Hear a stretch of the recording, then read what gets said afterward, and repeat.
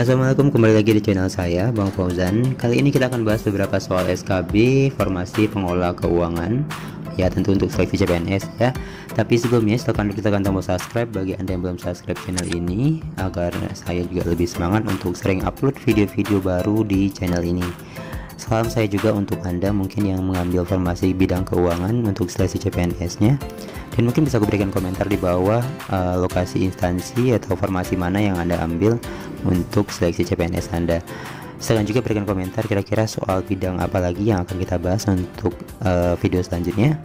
Namun untuk kali ini kita fokus dulu membahas soal di formasi pengelola keuangan ini. Mari kita mulai.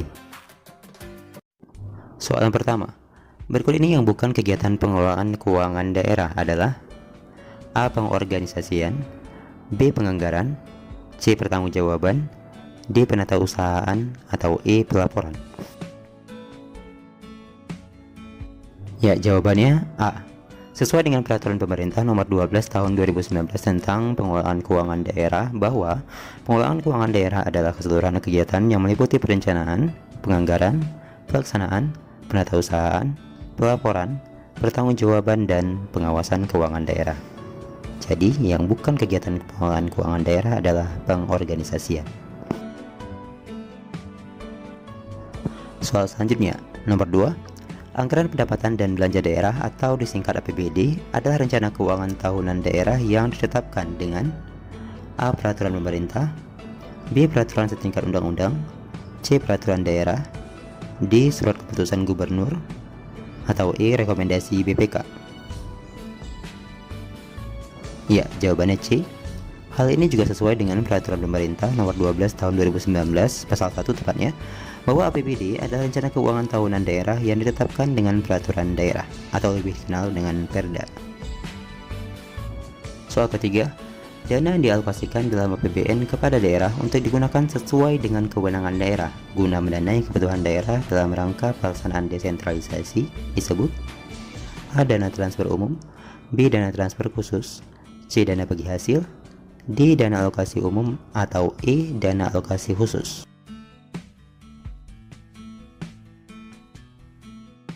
Ya, jawabannya A. Dana transfer umum adalah dana yang dialokasikan dalam APBN kepada daerah untuk digunakan sesuai dengan kewenangan daerah.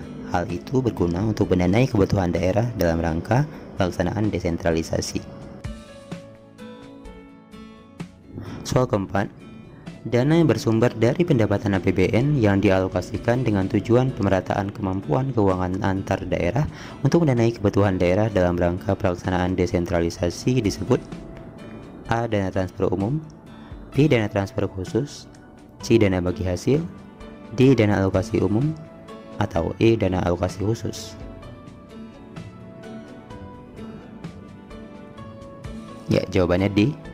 Dana alokasi umum atau disingkat DAU adalah dana yang bersumber dari pendapatan APBN yang dialokasikan dengan tujuan pemerataan kemampuan keuangan antar daerah. Hal ini berguna untuk mendanai kebutuhan daerah dalam rangka pelaksanaan desentralisasi. Soal kelima, semua kewajiban pemerintah daerah yang diakui sebagai pengurang nilai kekayaan bersih dalam periode tahun anggaran berkenaan disebut A. Belanja daerah, B. Pembiayaan, C. Pinjaman daerah, D. Utang daerah, atau E. Pemberian pinjaman daerah. Ya, jawabannya A. Belanja daerah. Belanja daerah adalah semua kewajiban pemerintah daerah yang diakui sebagai pengurang nilai kekayaan bersih dalam periode tahun anggaran yang berkenaan. Soal ke-6, setiap penerimaan yang perlu dibayar kembali dan atau pengeluaran yang akan diterima kembali, baik itu pada tahun anggaran berkenaan maupun pada tahun-tahun anggaran berikutnya disebut A. Belanja daerah, B. Pembiayaan, C. Pinjaman daerah, D. Utang daerah, atau E. Pemberian pinjaman daerah. Ya, jawabannya B. Pembiayaan adalah setiap penerimaan yang perlu dibayar kembali dan atau pengeluaran yang akan diterima kembali baik pada tahun anggaran berkenaan maupun pada tahun-tahun anggaran berikutnya. Soal ketujuh, uang yang wajib dibayar pemerintah daerah dan atau kewajiban pemerintah daerah yang dapat dinilai dengan uang berdasarkan peraturan perundang-undangan, perjanjian, atau berdasarkan sebab lainnya yang sah disebut A. Belanja daerah, B. Pembiayaan, C. Pinjaman daerah, D. Utang daerah, atau E. Pemberian pinjaman daerah. Ya, jawabannya D. Utang daerah adalah uang yang wajib dibayar pemerintah daerah dan atau kewajiban pemerintah daerah yang dapat dinilai dengan uang berdasarkan peraturan perundang-undangan, perjanjian, atau berdasarkan sebab lainnya yang harus sah. Soal selanjutnya nomor 8. Kebijakan umum APBD atau disingkat KUA adalah dokumen yang memuat kebijakan bidang pendapatan, belanja, dan pembiayaan serta asumsi yang mendasarinya yang memuat periode selama A. 2 tahun, B. 1 tahun, C. 6 bulan, D. 3 bulan, atau E. 5 tahun. Ya, jawabannya B. 1 tahun.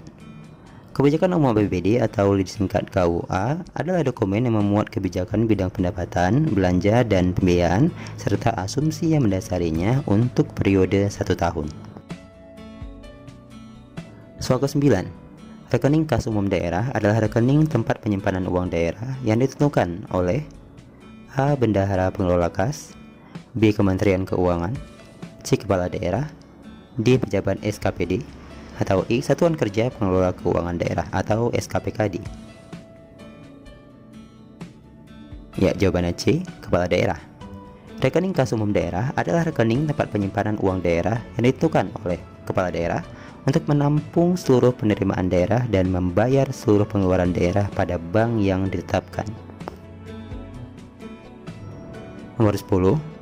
Berikut ini yang merupakan 3 pilar tata pengelolaan keuangan daerah yang baik adalah A. Kredibilitas, akuntabilitas, dan demokrasi, B. Transparansi, profitabilitas, dan keterbukaan, C. Demokrasi, transparansi, dan partisipatif, D. Transparansi, akuntabilitas, dan keterbukaan, atau E. Demokrasi, akuntabilitas, dan partisipatif.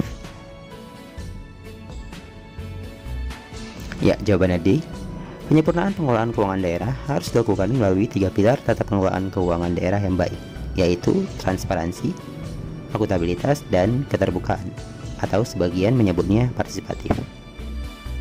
Ya, terima kasih untuk video kali ini. Jangan lupa dibantu saya untuk subscribe channel ini, dan juga diberikan komentar kira-kira soal apa lagi yang akan kita bahas selanjutnya, atau bidang apa, atau mau tetap bagian keuangan.